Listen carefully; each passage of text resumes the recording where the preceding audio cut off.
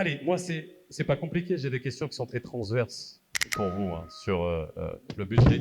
Je l'ai dit tout à l'heure. Ce qui est intéressant dans cette table ronde, et on l'a appelée table ronde institutionnelle, c'est, puis le titre, c'est institutions engagées pour un RSE à fort impact économique. Les institutions sont là pour normer, pour réguler, pour accélérer, pour accompagner. Moi, la première question que j'ai à poser à vous toutes et tous, c'est on a le niveau de maturité aujourd'hui des entreprises vis-à-vis de la RSE.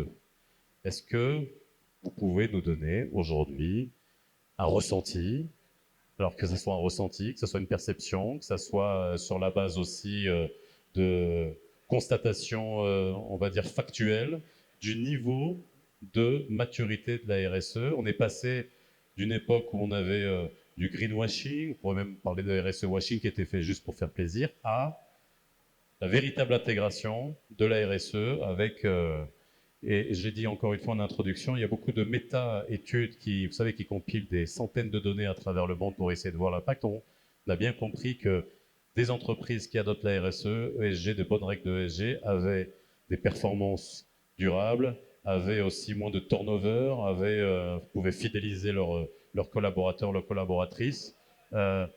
Si Anormal, je commence par vous. Je grille la galanterie, mais ça me permet de commencer à gauche. Merci beaucoup, Faisal. D'abord, avant de commencer, permettez-moi de remercier le club des dirigeants pour ce rendez-vous qui prend de la maturité aussi. À sa quatrième édition, j'ai eu l'occasion et le plaisir de participer aux trois précédentes éditions. Et je peux dire que, comme ce qu'on va développer, je pense que ce forum prend de l'ampleur parce que il traite un sujet qui prend aussi de l'ampleur. Pour répondre concrètement à ta question, peut-être qu'Elsa tout à l'heure en dira plus que moi, il faut contextualiser et nuancer. La question aurait été peut-être si on parle des grosses boîtes et de grandes entreprises, la RSE a un sens, puisque c'est quelque chose qui n'est pas volontariste, c'est quelque chose qui est obligatoire dans l'exercice de leur fonction dans les grandes multinationales, dans les grandes boîtes, parce que des fois, ça constitue un frein pour l'accès au marché. Et donc, ce n'est plus un choix, un luxe, mais c'est une nécessité. Maintenant, arrivons à la PME, peut-être là où le gros du sujet. Je peux dire, sans avoir aucune rétention, que des fois, c'est accessoire. C'est même hyperbolique dans une entreprise, puisque elle est perçue comme un fardeau plutôt comme un levier de performance et de compétitivité. Et cela, à mon sens, est dû à plusieurs facteurs. Et l'un des facteurs essentiels, c'est que la RSE a un coût. Et si on répond à la question qui prend en charge ce coût, on aurait répondu à toute la problématique chez la PME. Et donc aujourd'hui, ce genre de rencontre permet d'abord de sensibiliser sur l'importance, de discuter des solutions, peut-être de benchmarker et de voir qu'est-ce qui se fait ailleurs, parce que nous avons des pays qui sont similaires sur le tissu économique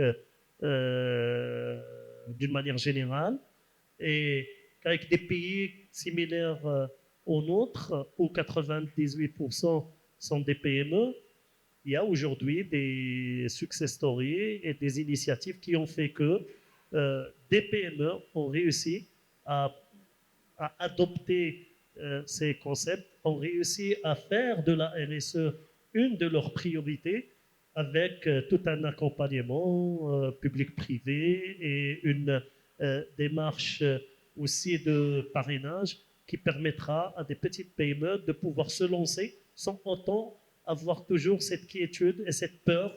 Comment demain je pourrais réussir cette mise en place de cette RSE, moi qui cherche juste à payer les salaires à la fin du mois et cherche à grignoter des parts de marché par-ci, par-là pour la survie de mon entreprise et pour qu'on soit vital en prenant une place sur l'échiquier économique. Donc, à mon sens, oui, c'est quelque chose qui devient de plus en plus intéressante, mais on a encore du chemin à parcourir ensemble pour pouvoir euh, démocratiser cet aspect de RSE, notamment chez la PME marocaine. D'accord. Réponse très diplomatique, comme d'habitude, aussi. Anouar, Pour laisser à Kenza, la nature place. dans les grandes entreprises, PME, il y a encore beaucoup de chemin à faire. Kenza. Ça me permet de rebondir. Cécile.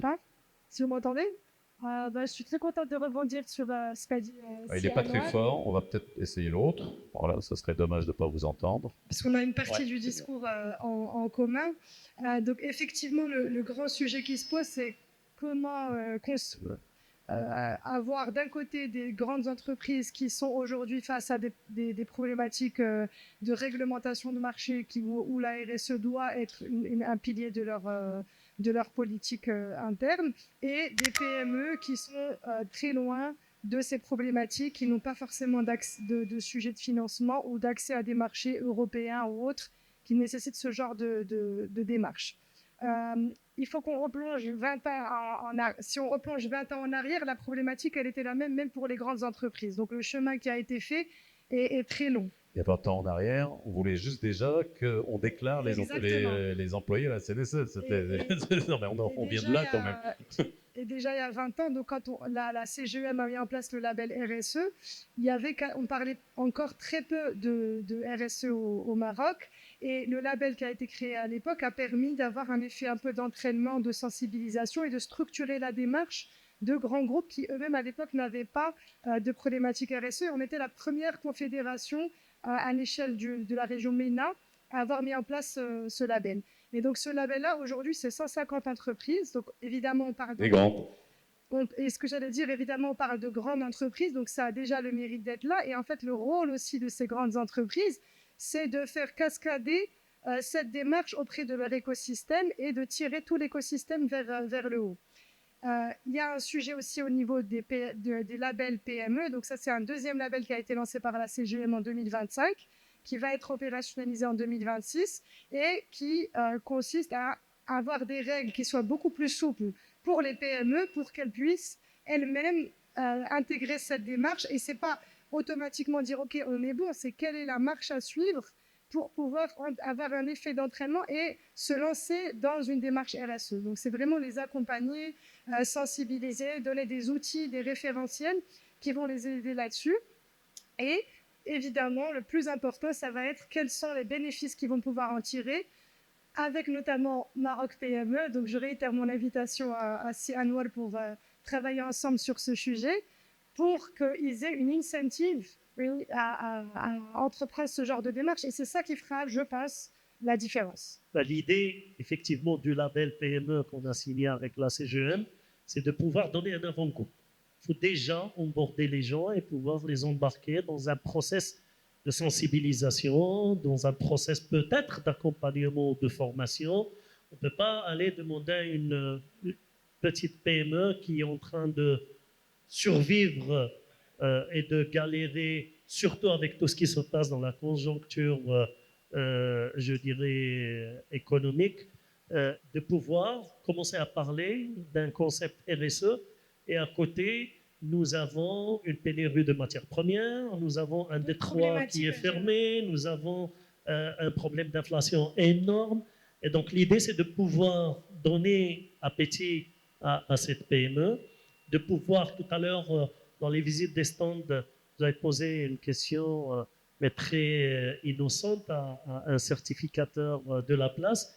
Et j'ai dit sur la certification ISO, combien vous en avez fait? Alors, elle a réfléchi un peu, la dame, elle a dit, on a fait 5 ou 6. En plus, c'est un label, c'est pas une certification. C'est un label. 5 ou 6. 5 ou 6 sur des milliers d'autres labels. Donc, ça renseigne sur, aujourd'hui, la prise de conscience de la PME marocaine que ce n'est plus un accessoire, que ça devient un levier de performance et de compétitivité, ça devient un levier aussi d'accès au marché, soit national, soit à l'international, puisque nous avons aujourd'hui même au niveau international, surtout pour la PME qui vise l'export, des fois, vous avez des donneurs d'ordre qui exigent une politique RSE, même pour leur politique d'importation le produit national. Et donc, moi, je pense ensemble, effectivement, l'intérêt qu'on avait en lançant ce label PME, RSE PME, c'est de pouvoir donner appétit, emborder, accompagner surtout pour, in fine, arriver à ce que nos PME marocaines puissent d'une manière confortable, et je souligne le mot confortable, puissent d'une manière confortable adopter des stratégies RSE. Alors, c'est intéressant, ça me permet de passer la parole au niveau de Imanor. Après, je vous passerai la parole à Madame Maharouf. On parle beaucoup de souveraineté, qu'elle soit industrielle, qu'elle soit numérique. On parle moins souvent de souveraineté normative. Et c'est vrai que ça peut être une passerelle avant d'attendre que les marchés sur lesquels les entreprises exportatrices, parce que ça les concerne, imposent des normes. Est-ce qu'il n'y a pas une espèce de démarche qui peut être enclenchée? Alors, Imanor, bien sûr, vous êtes là pour ça, fixer des normes. Je ne sais pas combien il y en a aujourd'hui. Quand je traitais beaucoup du sujet, on en était à 9 000, 10 000. Maintenant, on est à 20 000. Et la question que je me posais tout le temps déjà à l'époque, c'était combien il y en a d'obligatoires. Ouais. Parce qu'il y a les normes, et puis il y a les normes obligatoires.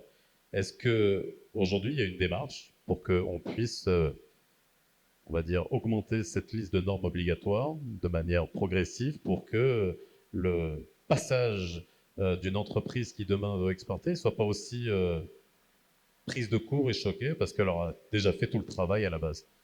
Merci beaucoup. Je voudrais tout d'abord remercier le club des jeunes dirigeants pour cette manifestation et d'avoir aussi choisi cette thématique importante pour l'économie et pour les secteurs industriels d'une manière générale.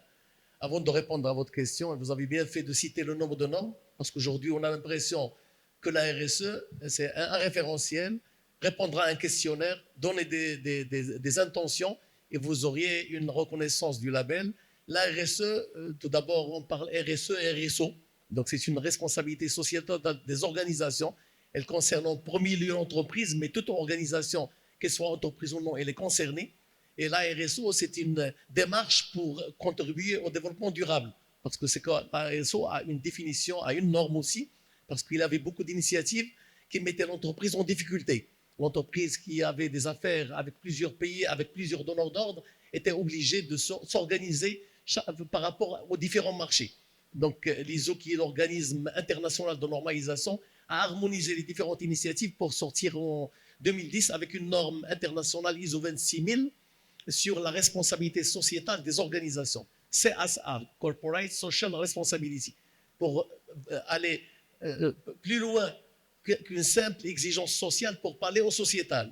Donc, elle a parlé des principes, donc un certain nombre de principes à respecter. Le premier principe, c'est la légalité. Vous ne pouvez pas être responsable et avoir une reconnaissance, une certification à label si vous ne travaillez pas dans la légalité, c'est-à-dire au sens large.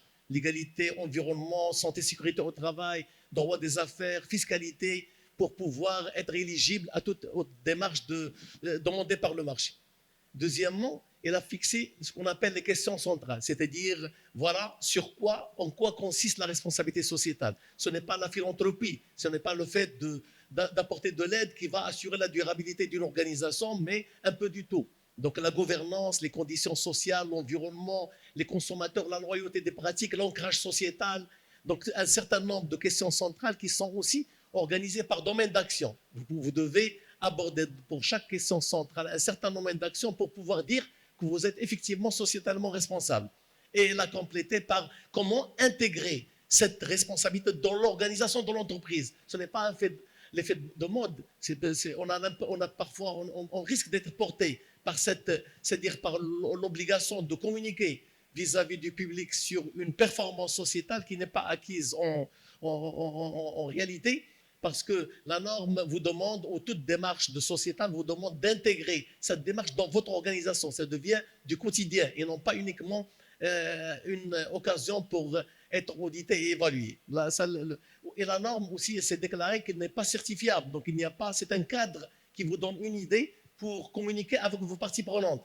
Et pas une destination. C'est un cadre qui vous guide pour pouvoir bien mener votre projet de responsabilité sociétale. Mais elle a complété. Elle a été complétée. Donc, l'ISO a complété cette démarche ou cette directive par des normes pratiques, des normes par rapport à cette question centrale. Nous avons des normes classiques sur, par exemple, le management environnemental. Vous ne pouvez pas aujourd'hui dire je suis sociétalement responsable si vous n'avez pas une démarche de management environnemental, si vous n'avez pas une démarche de management de santé et sécurité au travail, si vous n'avez pas une démarche de management de l'énergie. Il a été complété aussi pour la partie éthique. Nous avons la norme ISO 37001 sur le management anticorruption, le management de la conformité. Vous devez avoir une démarche avec des preuves et auditée par des méthodes méthodiques, des audits, des évaluations objectives qui permettent d'obtenir des preuves que vous avez effectivement une réalité, une responsabilité sociétale réelle. Et ça a donné des outils à l'entreprise qui se trouve parfois perdue avec beaucoup d'interprétations, parce que vous pouvez poser la question aux différentes personnes, chacun a sa propre perception de la responsabilité sociétale. Mais le marché a une seule définition, sa définition normalisée. Vous pouvez être académicien, avoir vos propres sons, mais la norme, c'est le marché, parce que la norme, ce n'est pas une autorité qui édicte la norme, qui rédige la norme, ce sont des parties prenantes qui se réunissent et définissent un langage commun, des concepts communs et une méthode de travail commune pour pouvoir avoir une objectivité dans la sélection des fournisseurs et surtout pour être équitable vis-à-vis de la chaîne de valeur. Parce qu'aujourd'hui, pour revenir pour ne pas faire peur aux entreprises, aujourd'hui, c'est rare de trouver sur le marché des donneurs d'ordre qui vous demandent d'avoir une approche sociétale. C'est RSE. Non, ils vous disent, vous devez être certifié ça et ça et ça et ça. Aujourd'hui, on parle des ESG qui dépassent un petit peu. C'est une évolution, une concrétisation du sociétal. Au lieu de parler RSE, on vous demande d'avoir des indicateurs extra-financiers qui sont mesurables et qui peuvent vous donner une idée sur votre capacité à accueillir un investisseur, à contenir un projet et à gérer un projet. On parle aujourd'hui du bilan carbone. Donc, c'est une partie de la responsabilité sociétale. Donc, il y a plusieurs illustrations, plusieurs manières, plusieurs façons, plusieurs composantes de cette responsabilité, mais qui convergent tous vers un référentiel clair, précis, consensuel et évalué par une évaluation objective apportant une preuve que vous n'avez pas uniquement une conformité ponctuelle, mais vous avez une conformité qui est durable et qui pourrait rassurer pas uniquement l'acheteur et le donneur d'ordre, mais tout l'investisseur et vos partenaires dans le futur. On y reviendra parce qu'on reparlera des PME et des TPE, parce que tout ça, j'ai l'impression que ça peut être évident pour de grandes entreprises, mais pour les PME, c'est autre chose. Faiza, alors, les conditions de vie au travail. Alors, quelques mots sur l'Institut, quand même, parce que c'est important, qui dépend du ministère. Et surtout aujourd'hui, dans cette démarche RSE, bien sûr, les collaborateurs, les collaboratrices, les travailleurs, les travailleuses sont au centre. Hein. On est bien d'accord, on en a parlé. Et au niveau de l'Institut national des conditions de vie au travail, est-ce que vous pouvez nous dire un peu ce qui est fait, quelles sont les ambitions? Puis surtout, après je vous poserai à tous la question, c'est comment on mesure l'impact de tout ça? Parce que, ok, ceci étant dit, ceci étant conceptualisé, les outils sont là. Comment on mesure l'impact? Comment on voit que ça peut avoir un impact dans l'entreprise, ça peut en avoir sur l'écosystème? Merci beaucoup pour l'invitation déjà. Merci de prendre part. Je suis contente de prendre part à cette table institutionnelle auprès de mes amis. Ce sont M. Taïbé, M. Alaoui et Mme Kenza Slaoui. Ce que je pourrais dire par rapport à cette question, c'est que la présence de l'INCVT aujourd'hui s'inscrit pleinement dans sa mission de prévention des risques professionnels et d'amélioration de la culture de prévention. Et par rapport aussi au fait que l'une des missions principales, c'est la promotion de la santé, de la sécurité et du bien-être au travail des travailleuses et travailleurs, qui pour moi s'inscrit pleinement dans la responsabilité sociétale et environnementale, et que c'est parfaitement lié, et que c'est des leviers de performance et de compétitivité incontournables de l'entreprise. Ce que je pourrais dire aussi, c'est que la RSE a trois composantes. D'abord, tout ce qui est compétitivité, performance économique. Deuxième levier, c'est la planète, c'est l'environnement, c'est l'amélioration du comportement de l'entreprise par rapport à l'environnement, le respect de l'environnement. Et c'est aussi the people. Ça veut dire, quand on dit les gens, ça veut dire l'amélioration de la qualité de vie au travail, l'amélioration de leurs conditions, le bien-être des travailleuses et travailleurs sont un élément incontournable de cette responsabilité sociétale. L'ISO 26000, sur lequel travaille notre ami Ali Manor, ainsi que plusieurs, qui est devenu un levier de performance sur lequel travaillent toutes les entreprises. Et maintenant est devenu un challenge international sur lequel travaillent tous les pays. Quand j'ai fait une petite recherche, j'ai trouvé que nous, l'entreprise marocaine est peut-être travaille sur l'amélioration ou le rapprochement à cette RSE, mais à l'international, je pense que c'est un concept qui est encore en train de se développer, de s'améliorer. Par exemple, en Angleterre, on a 1 152 000 entreprises qui sont certifiées ISO 26 000. Au Japon, 924. Au Canada, 634. Corée du Sud, 468. Allemagne, 431. Et France, 415. 415 000. 415 unités. 1000 Unités. Non, 415 unités. Ah ouais. Unité. C'est une recherche que je viens de faire, mais ce qui m'a surprise, ça veut dire qu'on est encore loin de dire que les entreprises marocaines, sont à même de pouvoir, être compétitives sur ce plan. Mais je pense que la sensibilisation et l'accompagnement des entreprises se fait aujourd'hui, qu'elles sont de plus en plus conscientes. Nous avons la CGM qui travaille dessus, sur ce label RSE, et que les entreprises marocaines s'alignent aujourd'hui, sont très intéressées par rapport à ce que nous faisons à l'INCVT, qui est un institut national qui est le bras opérationnel du ministère de l'Inclusion économique, de la petite entreprise, de l'emploi et des compétences. Nous sommes un GIP, un groupement d'intérêt public doté de la personnalité morale et de l'autonomie financière. Et nous avons un conseil d'administration qui est présidé par Monsieur le ministre Younes Koré, avec 13 membres institutionnels ministériels. Et là, une PME en fait partie. Ils sont membres de ce conseil d'administration. Et l'une des missions... c'est vieux. Oui, Maroc PME. L'une des missions principales de l'Institut, c'est la promotion du bien-être et des conditions de vie au travail à travers 4 axes d'intervention. D'abord, la recherche, l'analyse, et l'analyse des données, l'observation des accidents et maladies professionnelles. Deuxième axe d'intervention, c'est la sensibilisation, la formation et la communication. Troisième axe, qui n'est pas des moindres, c'est l'accompagnement et éventuellement la labellisation des entreprises en SST. L'appui et pilotage est le 4e axe qui travaille sur l'appui de tous ces axes. Ce que je pourrais rajouter aussi, c'est que le gouvernement marocain dispose de 2 leviers qui sont importants, que j'aimerais citer, qui sont très importants. Nous avons, je ne sais pas si on connaît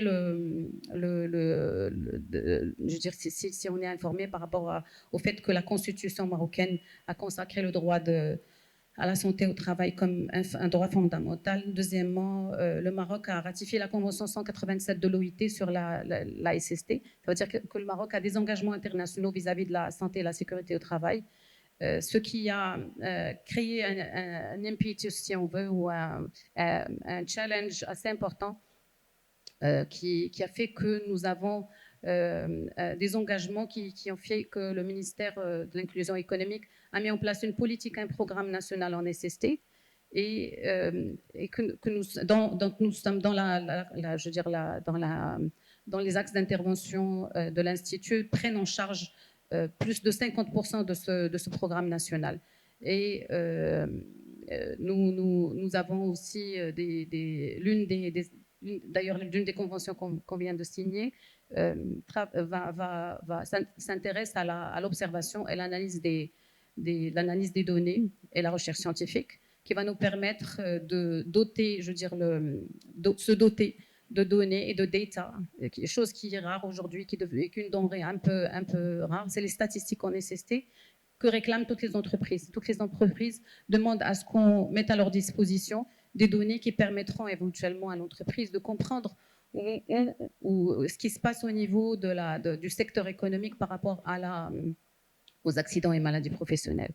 Donc, une convention vient d'être signée avec le Centre national de recherche scientifique et technique, qui est un centre qui est sous la tutelle du ministère de l'Enseignement supérieur, qui va nous permettre de lancer une série d'études thématiques sur des thématiques scientifiques qu'on va mettre, je dirais, à la disposition du grand public et des entreprises pour travailler pour pouvoir doter l'entreprise d'outils de prévention qui leur permettront de mettre en place un système de management des risques, de prévention des risques, avec preuve à l'appui. C'est-à-dire que la preuve, des evidence-based approach, l'approche basée sur la preuve scientifique, et ce qui va permettre à l'entreprise de doter de solutions innovantes en termes de prévention des risques. C'est-à-dire que nous disposons de beaucoup de littérature aujourd'hui sur la prévention des risques à l'international, mais cette littérature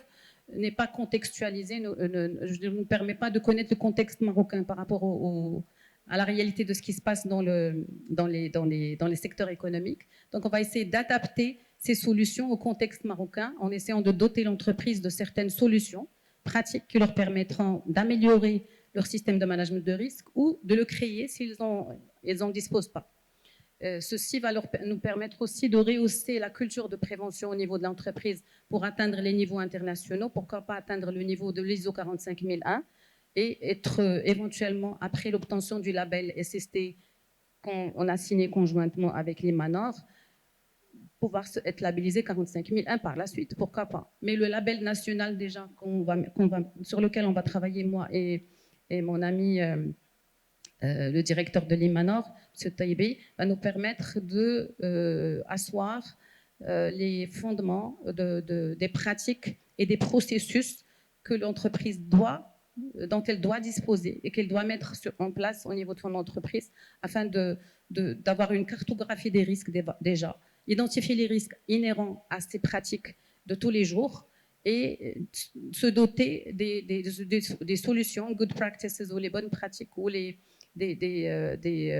catalogues de bonnes pratiques qui leur permettront d'améliorer améliorer et prévenir les accidents et maladies professionnelles, ce qui va aussi bien sûr limiter les dégâts financiers à l'entreprise, améliorer sa compétitivité, améliorer sa crédibilité, améliorer son attractivité et pourquoi pas, surtout quand on dit améliorer les conditions de travail des travailleuses et travailleurs, c'est le bien-être, c'est la rentabilité, c'est l'absentéisme qui diminue, c'est la performance des travailleurs qui augmente et j'en passe. C'est-à-dire que... Est-ce que justement vous êtes aussi, c'est une question, hein, force de proposition pour faire évoluer les législations, parce qu'on parle souvent de la liste des maladies reconnues comme maladies professionnelles. C'est vrai que vous parlez beaucoup des maladies psychologiques, la dépression, etc., qui ont mis du temps à être acceptées. Il y a des maladies aussi très particulières sur certains secteurs, certains métiers, qui par l'occurrence et la data, on peut s'en rendre compte. Hein. Ça peut être les conducteurs de tramway, ça peut être, des métiers dont on ne pourrait pas se douter, des maladies dont on ne pourrait pas se douter. Vous êtes force de proposition aussi pour faire remonter ça? Question difficile un peu, à laquelle je vais essayer de répondre de manière timide, parce que c'est le ressort du ministère de l'Inclusion économique, c'est pas de mon ressort. Mais par contre, par rapport aux études qu'on va réaliser et les recherches scientifiques la data dont on sera doté, va nous permettre de faire remonter. Oui, tout à fait. De faire remonter ces propositions au Conseil de médecine de travail. C'est aussi un bras opérationnel du ministère, le Conseil de médecine de travail dont je voulais parler aussi, qui est aussi une force de proposition institutionnelle auprès du ministère qui permet au ministère de créer une intelligence collective autour desquelles plusieurs experts en SST se réunissent chaque année pour pouvoir doter le pays d'une force de proposition et qu'ils ils épongent et ils utilisent toute la data qu'on va mettre à leur disposition et dont plusieurs institutions disposent, on n'est pas les seuls d'ailleurs.